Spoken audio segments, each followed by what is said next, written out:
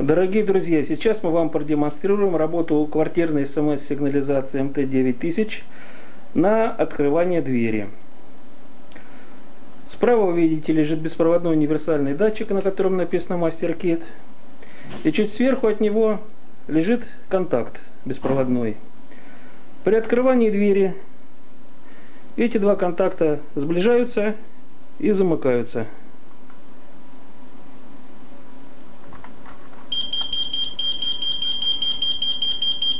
Нужно, чтобы они были параллельны друг другу. Вот в этом положении нужно устанавливать и контакт, и беспроводной датчик.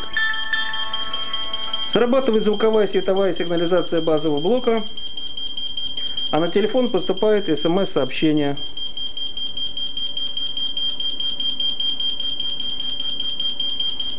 О том, что ваша дверь несанкционированно была открыта.